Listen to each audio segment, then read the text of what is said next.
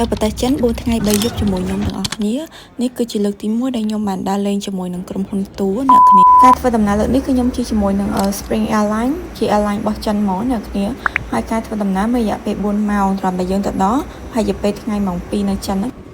សម្រាប់ជើងហោះហើរនេះគឺយើងអត់មាន transit អីទេអ្នកគ្នាគឺជាពីភ្នំពេញ International Airport យើងទៅដល់សៀងហៃតែហ្មងសម្រាប់ជើងហោះហើរនេះគឺអត់មានអាហារឲ្យយើងទេអ្នកគ្នាយើងអាចខ្ចប់ពីពលានពេញយើងទៅឬក៏អាចទិញនៅក្នុងយន្តហោះដែលគេមានលក់ជារបៀប snack របៀបជា meal អីដែរអ្នកគ្នាមានលក់ច្រើនប៉ុន្តែភាគច្រើនសុទ្ធតែរបស់ចិនអីចឹងអ្នកគ្នាខ្លាចអត់ចេះញ៉ាំយើងអាចទិញពីពលានយន្តហោះយើងឲ្យហើយក៏បានដែរ3个手指头啊旋转它不是空调它是នេះគេមកមែន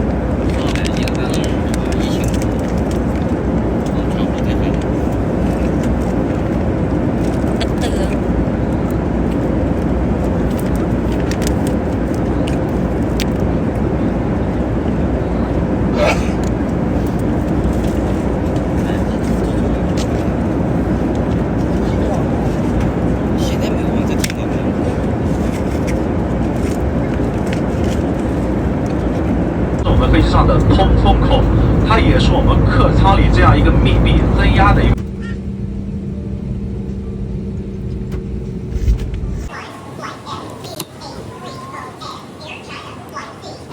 ពីនេះទៅយើងឈប់ម្ដងមិនមែន2ម៉ោងឬ2ម៉ោងជាងអត់មានឈប់ទេយើងឈប់ម្ដងដែរឲ្យលោកពូអ្នកមីងបងសម្រួលខ្សែដៃខ្សែជើង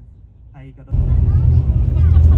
ចេញពីពលានសៀងហៃមកគឺយើងជិះឡាន direct ទៅហាងជើហ្មងការធ្វើដំណើរហ្នឹងមានរយៈពេល2ម៉ោងតាម highway អ្នកគ្នាហើយ highway គេហ្នឹងគឺដូចកំពង់សោមយើងបិទហ្មងនិយាយមែនហើយតាមផ្លូវខ្ញុំចោះទិញកាហ្វេអីតាមក្រាសាំងអីថ្ងៃហើយចឹងណាហើយត្រឹមតែយើងជិះទៅដល់ហ្នឹងរៀងចឹងមកដល់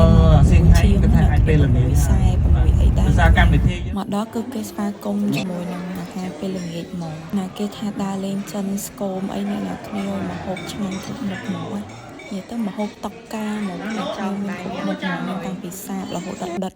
ហាងដែលខ្ញុំមកហ្នឹងរៀងល្បីក្នុងតំបន់នេះដែរអ្នកគ្នាស្គាល់សិទ្ធិនៅលោកខាងនេះគេមកបន្ទាប់ពីញ៉ាំអាហារពេលល្ងាចហើយគឺពួកខ្ញុំទៅឈិងហៅហ្វាងកន្លែងនេះគឺគេលក់របៀប street food old town អីអញ្ចឹងអ្នកគ្នា vibe ចេញមកគឺបុរាណហើយគេមានលក់ម្ហូបច្រើនខ្លាំងមែនតើខ្ញុំអត់សូវបានថតទេពេលខ្ញុំទូរស័ព្ទមក味儿一下，马上好，味儿一下，马上好，味儿一下。